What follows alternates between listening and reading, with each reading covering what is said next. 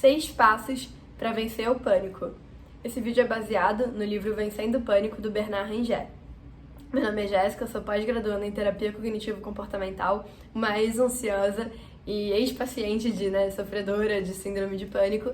Hoje eu tô melhor, tô estudando sobre isso, justamente para poder ajudar você que tá agora passando por tudo isso que eu já passei, mas que eu tenho certeza e a tranquilidade de te falar, assim como eu achava que não tinha jeito, que eu tava enlouquecendo, perdendo a cabeça, eu sei que hoje você vai melhorar. Mesmo se você está num estado terrível, que você não consegue nem mais sair de casa, sair da cama, eu sei que você consegue melhorar, porque eu tava muito mal nesse nível, eu não conseguia sair de casa, e eu tô bem, hoje muito bem, inclusive, muito feliz, e tenho certeza que você consegue também.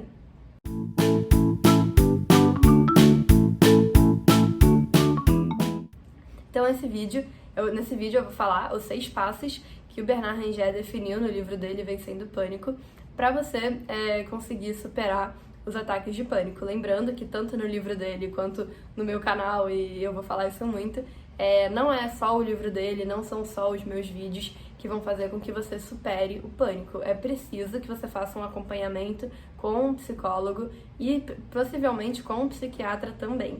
Então procura ajuda. Principalmente eu recomendo a terapia cognitivo-comportamental, porque é a linha que eu estou estudando, gosto bastante, foi a linha que me ajudou. Eu tenho certeza que ler o livro do Ranger, assistir os meus vídeos, fazer o meu curso que eu estou preparando para vocês, vai ajudar pra caramba, mas eu nunca diria para você substituir o tratamento com um psicólogo pelo curso, pelos vídeos, pelo livro. É realmente um complemento. Pode ser que o meu curso, tem muita chance que o meu curso, que o livro do Bernard Ranger, que esses vídeos que vocês assistem aqui, seja ali a grande diferença, e eu acredito que seja, tá? Por isso que eu tô fazendo o curso, seja a grande diferença para que você vença o pânico e a ansiedade. Mas não sozinho, tá? Junto como um complemento. Pode ser o complemento incrível, pode ser aquela cereja mágica do bolo, mas você ainda precisa do bolo, nesse caso, que é o tratamento, tá? Deixando isso bem claro antes da gente começar, antes de você parar tudo agora e comprar o livro do Ranger, ele mesmo fala, eu vou falar também, você precisa do tratamento com um psicólogo e com um psiquiatra, possivelmente também, tá? Mas vamos lá, vou falar pra vocês quais são esses 6 passos, depois eu vou entrar um pouquinho mais em detalhe em cada um deles, mas é claro que se você quiser mais detalhes ainda, o meu curso, o livro do Ranger, livros de terapia cognitivo-comportamental, que falam sobre pânico, tem vários conteúdos que você pode procurar para entender em mais detalhes.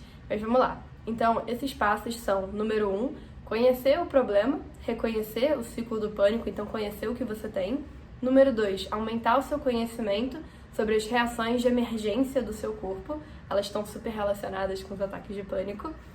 3, praticar diariamente, atividades que relaxam fisicamente o seu corpo. E passo 4, dar acesso a seus objetivos através de pequenas tarefas. Passo 5, desenvolver confiança através de imagens positivas. E passo 6, encarar suas tarefas uma de cada vez. Gente, o passo 6 fez muita diferença pra mim, mesmo. Mas vamos lá. Passo 1, conhecer o problema e reconhecer o ciclo do pânico. Ele tá muito ligado à psicoeducação, que é basicamente o que eu faço no meu canal. E é você entender o que é o pânico, entender o que você tem, como é que funciona, quantas pessoas no mundo têm isso, no Brasil, como é que são os tratamentos que existem, o que as pessoas que tratam o pânico pensam sobre essa doença.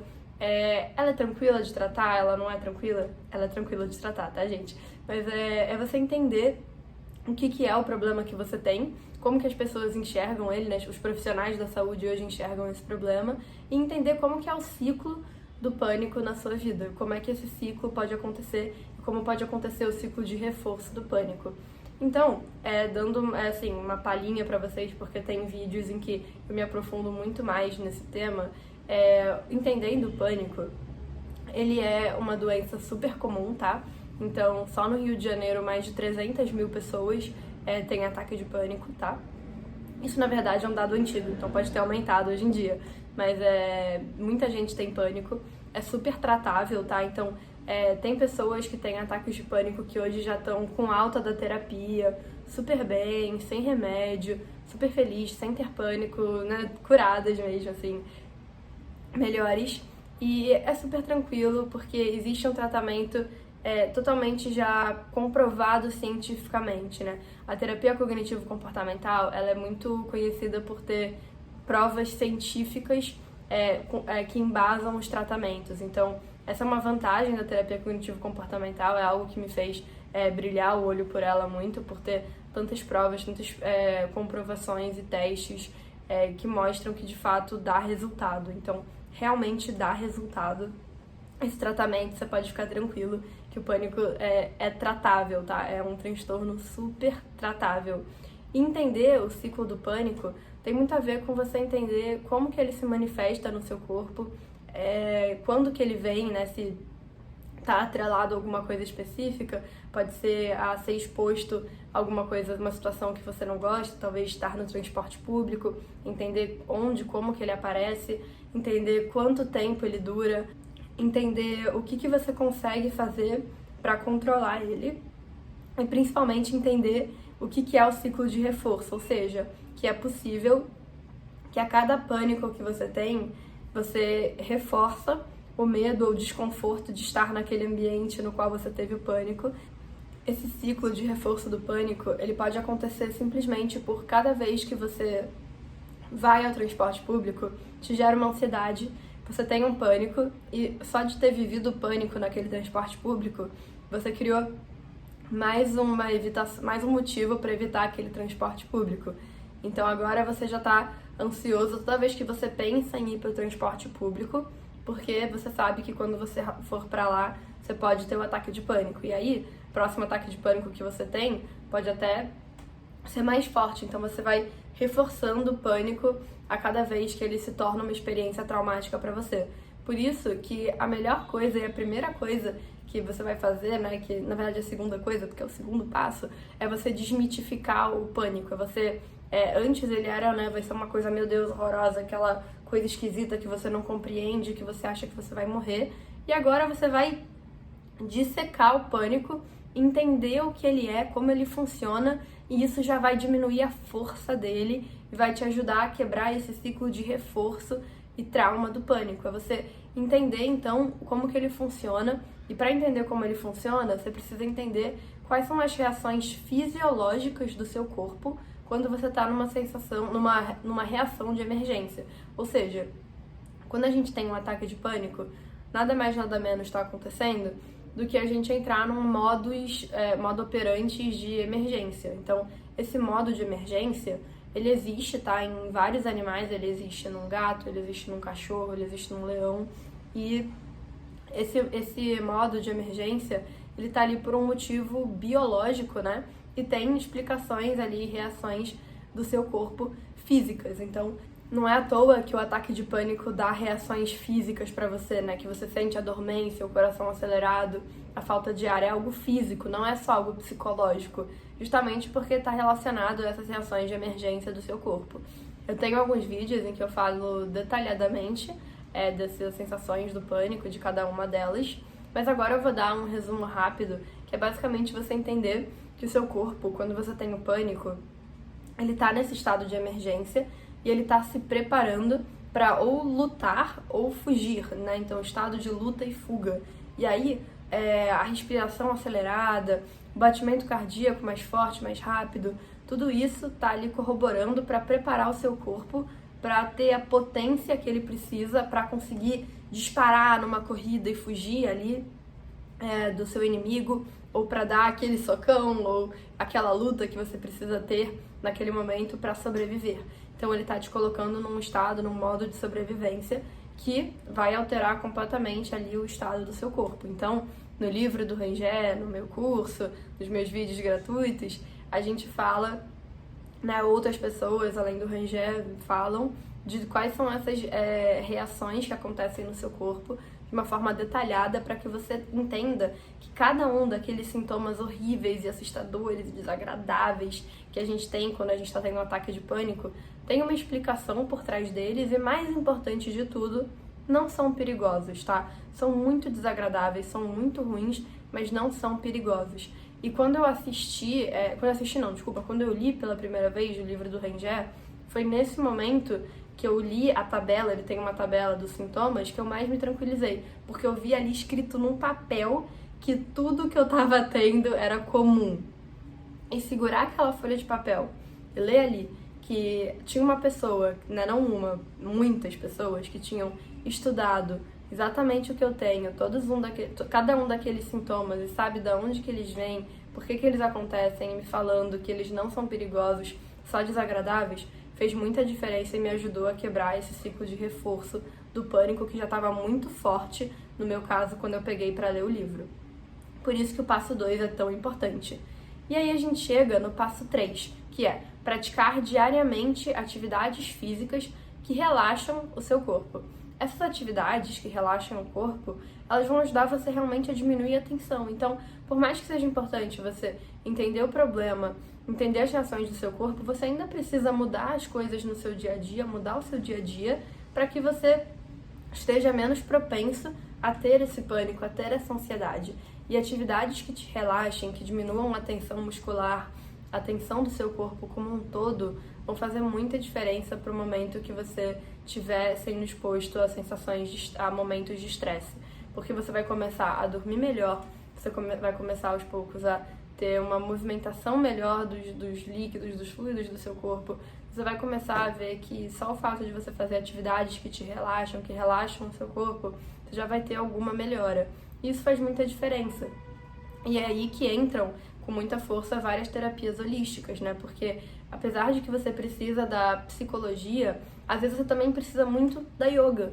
Você precisa muito de uma massagem. Então, tudo isso é muito importante.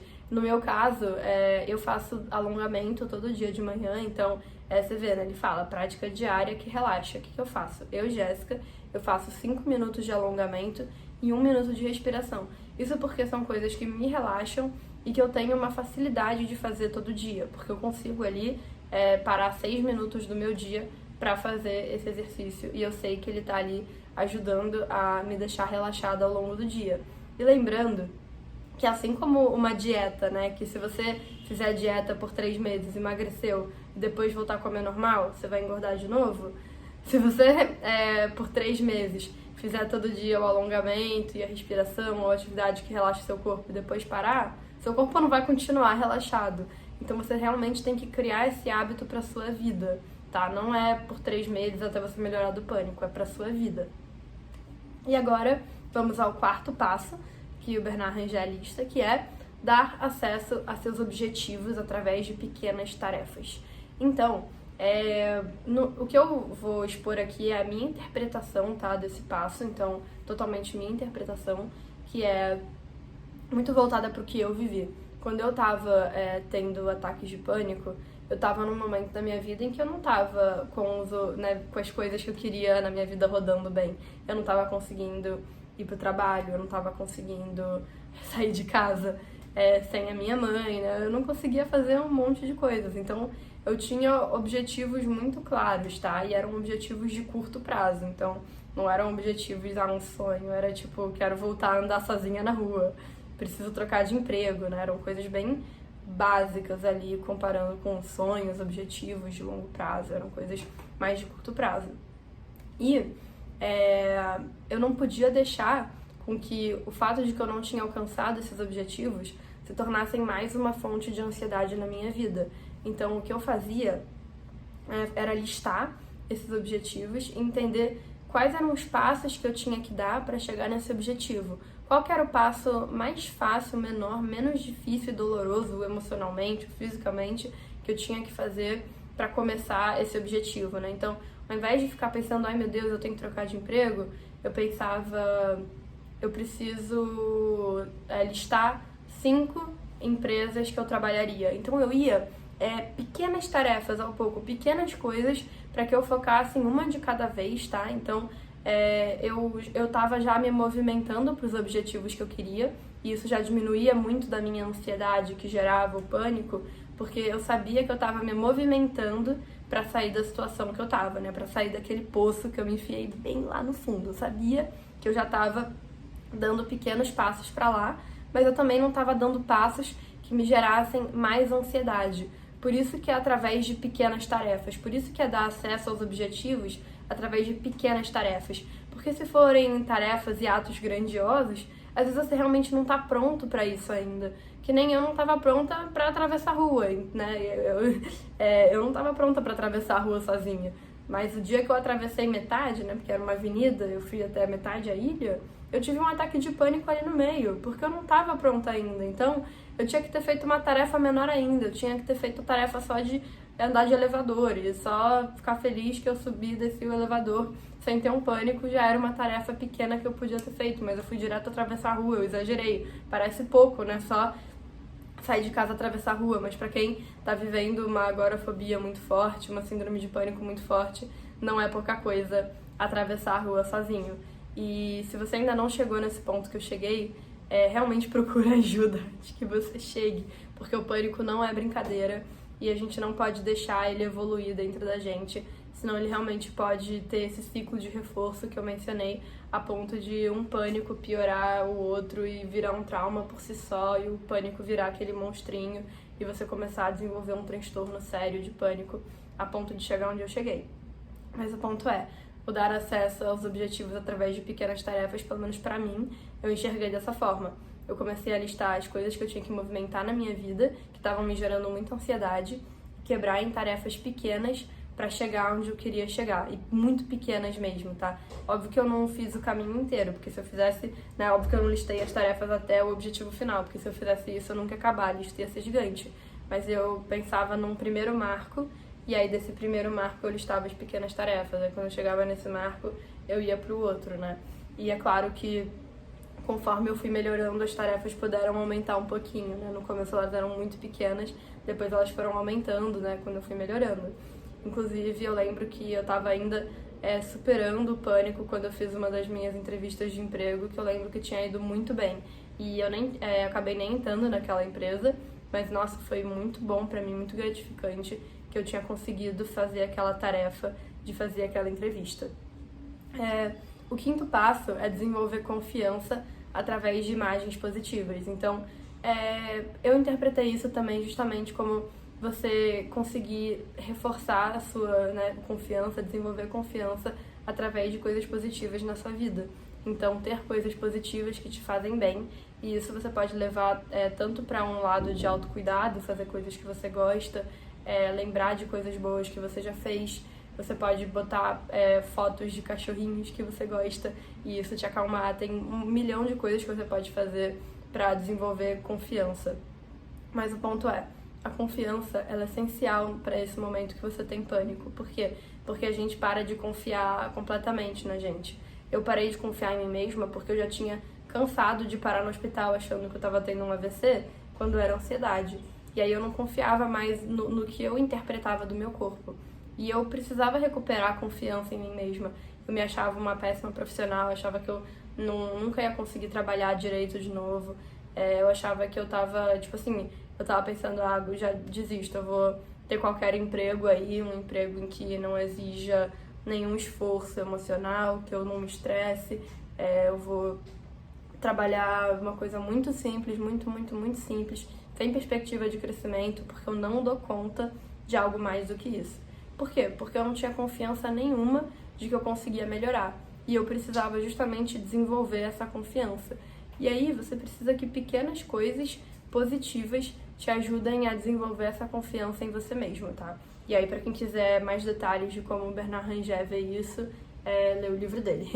Mas essa é a forma como eu tô interpretando. E quando a gente encara uma tarefa de cada vez, né, que relaciona pra mim um pouco com o passo 4, que é dar acesso a objetivos através de pequenas tarefas, tá associado a isso de que realmente quando a gente tem pânico, a gente tá muito debilitado, a gente já perdeu muita coisa na nossa vida, a gente já deixou de fazer muita coisa e a gente tem grandes coisas pra fazer, mas a gente não pode olhar pro mundo já pensando no amanhã, a gente tem que pensar às vezes no próximo minuto ou na próxima hora, porque a gente tá tão sobrecarregado com a ameaça iminente de ter um ataque de pânico a qualquer momento e de não conseguir reestruturar a nossa vida. A gente tá com tantas preocupações, porque a gente meio que perdeu tudo e não sabe por onde começar, que é muito importante conseguir fazer as coisas uma de cada vez e olhar para as coisas é 1 minuto de cada vez, depois 2 minutos, depois 3, bem devagar, até você chegar 1 hora de cada vez. E realmente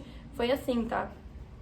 Eu tive a sorte de poder ter o apoio da minha mãe e poder tirar licença no meu trabalho, porque eu realmente precisava desse tempo para conseguir parar e fazer uma coisa de cada vez. Se você não consegue parar o seu trabalho, de jeito nenhum consegue uma licença, porque, gente, o pânico é uma coisa séria, então às vezes você pode nem ter considerado tirar uma licença, mas vale a pena pra você realmente engatar no seu tratamento e melhorar, tá? Senão você vai só piorar, é possível que você precise. No meu caso, eu tirei essa licença. Se você não consegue tirar, pega as coisas do trabalho e realmente tenta quebrar mais, fazer uma coisa de cada vez com muito mais calma e, sim, seria muito importante você compartilhar com alguém do seu trabalho que isso tá acontecendo, até porque é muito possível que o pânico vá atrapalhar o seu desempenho, se é que já não está atrapalhando. E é importante, quando algo atrapalha nosso desempenho, a gente ser transparente com relação a isso, senão é até pior pra gente e aumenta mais ali o risco da gente ter uma avaliação ruim no trabalho. E se a gente explica o que está causando essa falha no desempenho, essa diminuição no desempenho, é melhor. Mas então, esses são os 6 passos, tá? Vale ler o livro em detalhes, depois eu acho que eu vou fazer um vídeo para cada um desses passos, vale a pena, porque todos eles são muito ricos e aí eu consigo entrar em detalhes com vocês, mas eu realmente recomendo o livro.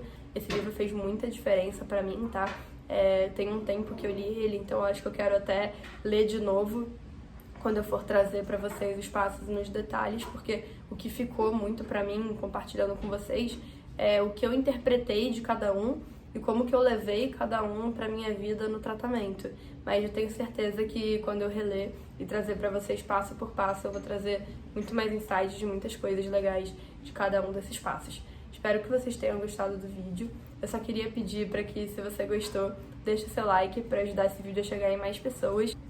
E se você é novo aqui, não esquece de se inscrever no canal, porque sempre tem vídeo novo e os vídeos estão bem legais. É isso e até a próxima.